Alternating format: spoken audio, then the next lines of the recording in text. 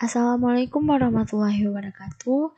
Perkenalkan, nama saya Nurul Aulia Marta Putri, mahasiswi S2 Teknologi Pembelajaran UNY. Di sini saya akan menjelaskan buku Lee and Owens dengan judul Multimedia Based Instructional Design Second Edition. Nah, di buku ini itu terdapat 4 part yang mana saya akan menjelaskan di bagian part 2 tentang Multimedia Instructional Design di chapter 20 tentang configuration control.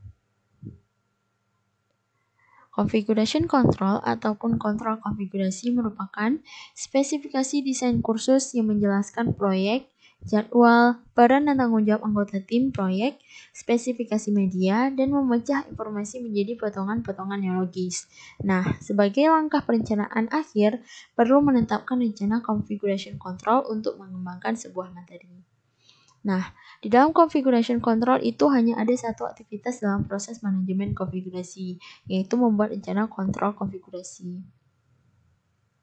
Nah, di dalam itu prosedur pengendalian konfigurasi ada yang namanya kegiatan, yang mana di sini kita menetapkan rencana kontrol konfigurasi yang mengembangkan proses kontrol configuration yang mengatur versi materi yang sedang dirancang, dikembangkan ataupun ditinjau. Nah, jika banyak orang yang mengerjakan materi yang sama, maka setiap anggota tim itu harus memiliki akses ke versi konfigurasi yang sama juga.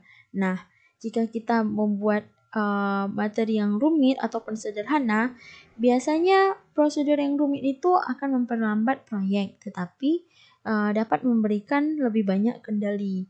Nah, di sini itu harus yang ada namanya komitmen dari anggota tim untuk mengikuti prosedur dalam memastikan keseragaman. Selanjutnya ada contoh rencana pengendalian konfigurasi. Nah, di sini rencana kendali konfigurasi menguraikan langkah-langkah dan peran yang digunakan untuk memelihara kendali versi. Dalam rencana ini, pengembang kursus, penulis naskah, ataupun anggota tim desain manapun dapat menggantikan penulis.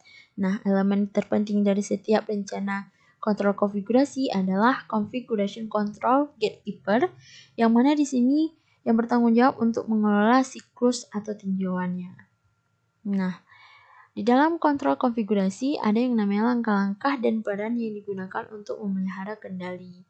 Langkah pertama yaitu tanggung jawab penulis. Tanggung jawab penulis untuk mengirimkan materi untuk ditinjau ke kontrol configuration gatekeeper.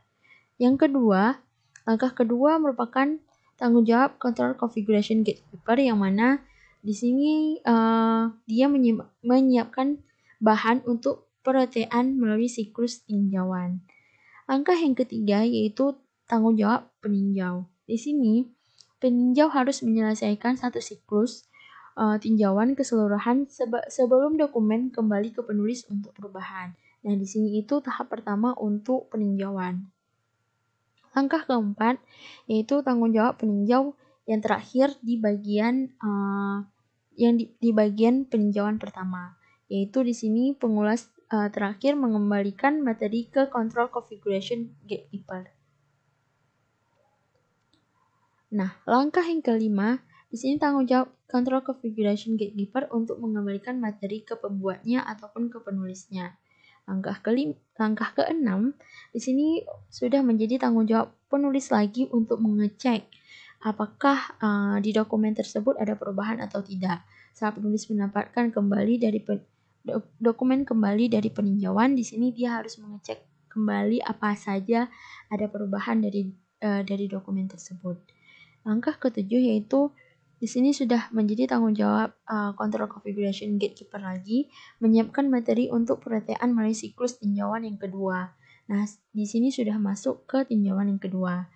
Yang langkah seterusnya merupakan langkah ke-8, yaitu di sini sudah menjadi tanggung jawab peninjau lagi untuk yang kedua kalinya, yaitu peninjau harus mengecek lagi apakah perubahan yang sudah dilakukan oleh penulis.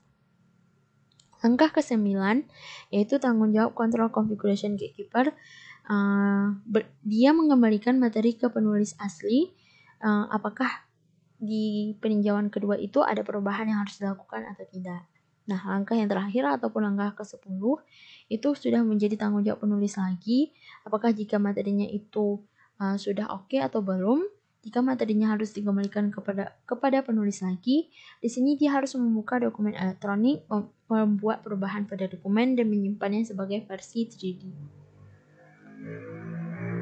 Nah, secara umum, semakin banyak perencanaan yang dilakukan di awal dalam setiap proyek, termasuk perencanaan untuk kontrol konfigurasi, maka semakin lancar proyek tersebut beroperasi. Hasilnya adalah produk yang berkualitas yang akan dikirimkan sesuai anggaran dan tepat pada waktunya.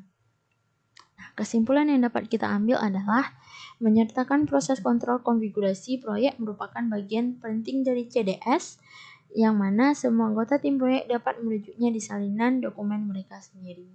Nah, demikian penjelasan dari saya. Lebih dan kurang saya mohon maaf. Assalamualaikum warahmatullahi wabarakatuh.